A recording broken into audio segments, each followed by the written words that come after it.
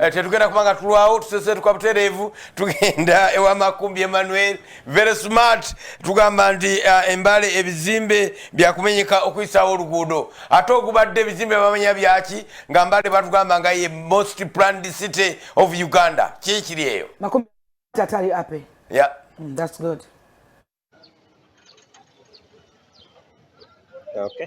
Neyanziza nnyo bakulu abali mu studio wano wendi ndi mu bitundu ebiri byodayita nti ekikubo mu bikubo by'Embale era nga we wasinga okuba business ez'enjawulo naye nga bwe bategeeza kulo nti enguudo ezisinga mu kibuga ziri kukolebwa era nga kati enguudo ezisigaddeko zokka ze zino eziri eno mu kikubo oba we tuyita ekikubo ky'Embale naye ekyennyamiza nti baazimbayo amayumba agasinga nga gayita mu makubo gano era abadde babadde bagezaako okutandika okuzimba ne baba nga balemereddwawo okuyisa ebyuma byabwe n'okuba nti batandika okuzimba.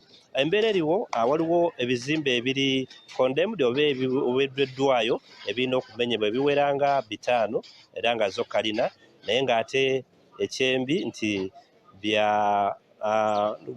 omugenzi eyafa yabisikira meeya aliko era nga yabivunaanyizibwawo kati ekyo kireeseemu obuzibu okuba nti bimenyebwa. Wano wendi ndi ne muzeeyi wano asooke atubuulire omu kubasuubula oba abakolera mu kifo kino. Muzeeyi sooka otubuulireko mbeera ki eri mu makubo gano ge muyitamu wano?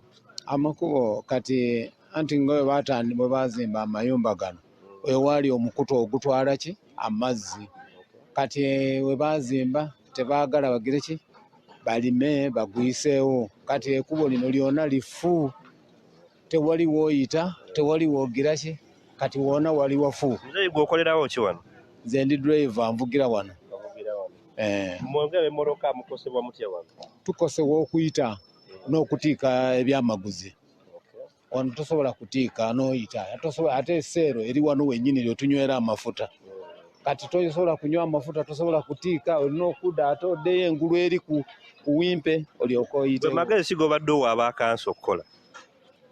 Abakanso bantuteesezza ne bananyini mayumba wano ne basobola okulima omukutu guno ne gusobola okuyisa amazzi ne balyoka bazimba amayumba gaabwe. Ne bazimba ku mukutu kungulu nga bamaze okugulima.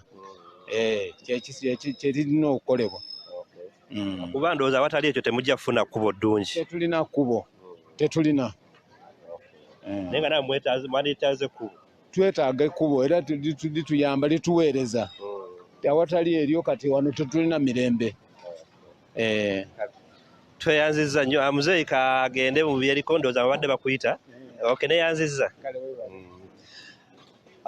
We nayogeddeko n'omukulu ayogerera City Council mukulu Kutosi yagambye nti bakyali mu kooti kuba kooti yali eragidde bamenye ebizimbe naye oluvannyuma bannannyini byo ne bapiiringa ne bagamba nti bo bennyini nga council be baali babawadde permission oba olukusa olw'okuzimba nga n'olwekyo tebajja kukkiriza kubimenyawo. Naye ate bo bwa Housemed abavujjirira ssente mu kulima enguudo zino bo bagamba tebakkirizaganya na kulumya abantu okuyisaawo enguudo zino.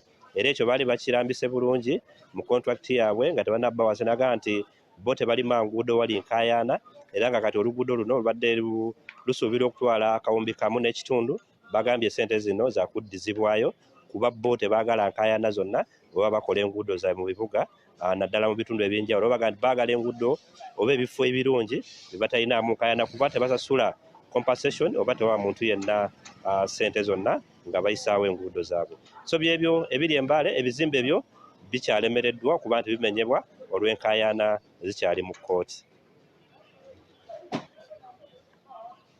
Okay. Tukwebaziza nnyo Makumbi Emmanuel naye